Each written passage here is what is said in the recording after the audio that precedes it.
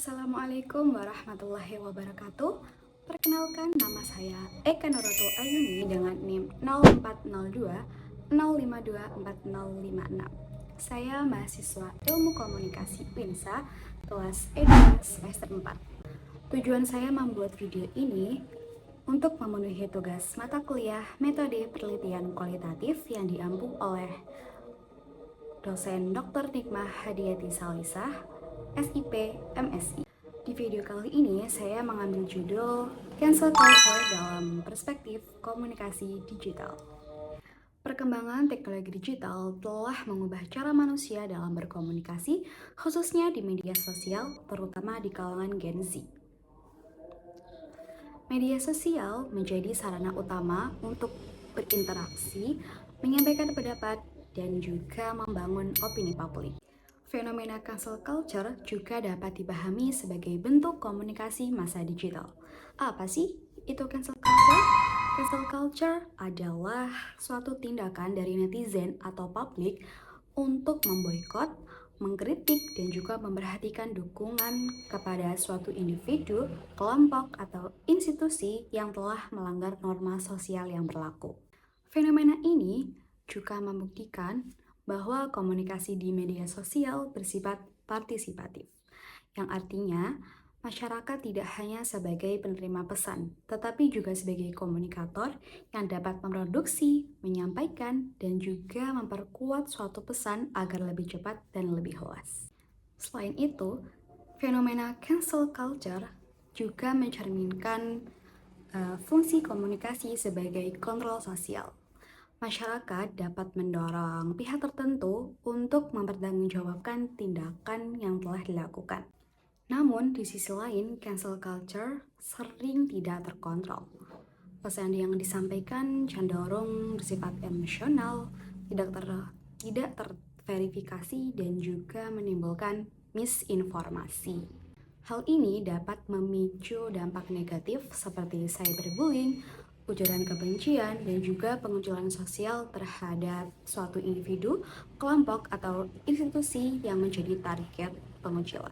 Namun, di sisi lain, jika digunakan secara bijak, cancel culture dapat digunakan sebagai sarana komunikasi yang efektif untuk menyuarakan kritik dan juga mendorong perubahan sosial agar lebih baik. Nah, oleh karena itu, kita sebagai pengguna media sosial penting untuk memahami bagaimana etika komunikasi digital. Pesan yang disampaikan seharusnya bersifat konstruktif, bertanggung jawab, dan dapat dipertimbangkan dampaknya bagi orang lain. Itu tadi adalah penjelasan materi dari saya. Sebelum kita tutup video ini, mari kita dengarkan sedikit sambutan dari dosen mata kuliah Metode Penelitian Kualitatif. Assalamualaikum. Di zaman ketika dunia berada di dalam genggaman layar, manusia berkomunikasi lebih cepat daripada sebelumnya. Kata-kata melintasi jarak dalam hitungan detik. Pesan berpindah dari satu ruang digital ke ruang lainnya tanpa batas. Namun, di tengah derasnya arus informasi itu, kita sering lupa bahwa komunikasi sejatinya bukan hanya tentang berbicara, tetapi tentang memahami.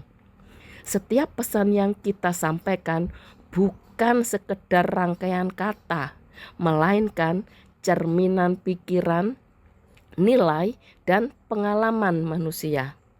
Komunikasi adalah jembatan yang menghubungkan perbedaan antara generasi, budaya, perspektif, bahkan antara harapan dan kenyataan. Di ruang kelas, mahasiswa mempelajari teori, konsep, dan berbagai pendekatan dalam ilmu komunikasi.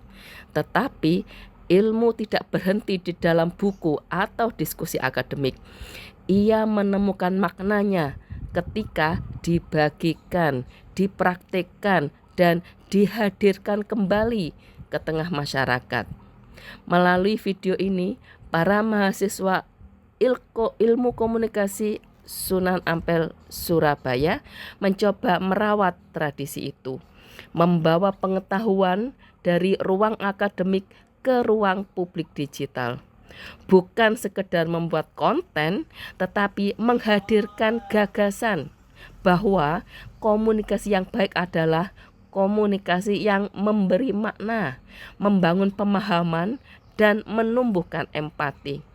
Semoga video ini menjadi pengingat bagi kita semua bahwa di balik setiap pesan yang kita kirimkan selalu ada kesempatan untuk saling belajar, saling memahami, dan saling memanusiakan. Selamat menyaksikan. Wassalamualaikum warahmatullahi wabarakatuh. Sekian sambutan dari dosen mata kuliah Metode Penelitian Kualitatif. Mohon maaf apabila saya ada salah kata pengucapan dalam penyampaian materi. Terima kasih telah menonton video saya. Wassalamualaikum warahmatullahi wabarakatuh.